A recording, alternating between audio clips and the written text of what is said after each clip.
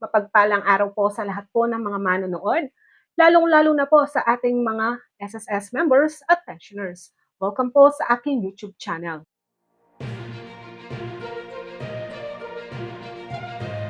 Sa video po na ito, ating pag-uusapan ang schedule o releasing date ng pensyon ng ating mga SSS pensioners para po sa buwan ng November.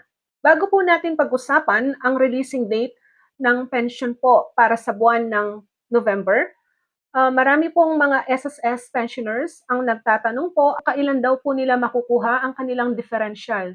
Ito po yung mga buwan na nalampasan na dagdag. Sila po ay nag-18 months. Actually po, kagaya po ng sinasabi ko sa comment section natin, wala pong sinabi si SSS kung kailan po talaga makukuha ito. Pero po sa ating comment section, meron po akong nababasa about dito. May nakakuha na ng differential, kaya lang po monthly nila ito binabayaran, hindi po siya buo. Yung mga iba naman po, wala pa po hanggang ngayon. Yung mga iba naman po pumunta sa SSS, sabi po ng SSS, maghintay lang daw po kung kailan darating.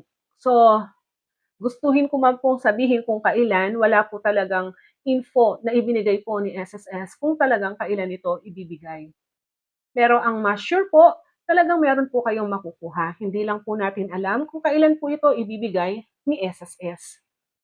At marami din pong mga SSS pensioners na hindi po nakakuha ng increase. So kung matagal na po, lalo na po kung regular pensioners po kayo, at hindi po kayo nakakuha ng increase, pumunta po kayo sa SSS at magtanong po kayo doon.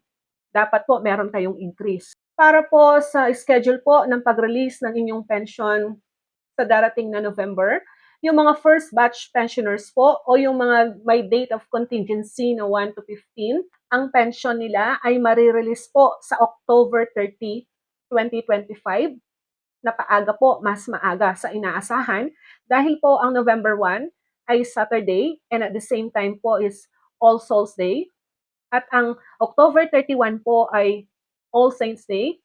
So, mag-move forward po siya sa October 30. Para naman po sa mga second batch pensioners o yung mga SSS pensioners po na may date of contingency na 16 to 30 or 31 po, mas mapapaaga din po ang pag-release ng inyong pension. Dahil po, yung November 16 at November 15 po ay Saturday and Sunday po. Sa November 14 po ang pag-release po ng inyong pension. So maaga po sa inahasahan. Ngayon po, kahit sinabi natin, ito po ay yung official releasing date ng inyong pension sa October 30 o kaya naman po sa November 14, pero may mga pensioners po na hindi nila nakukuha po sa talagang crediting date. Dahil po ang inyong bangko ay late po na i-release ang pension ninyo. Pero kahit ganun po, meron naman ding mga bangko na mas maaga pa po sa inaasahan na pag-release ng kanilang pension. Ang crediting date po nila October 30 and November 14. Pero October 29 o kaya naman po November 13 na nasa ATM na po nila.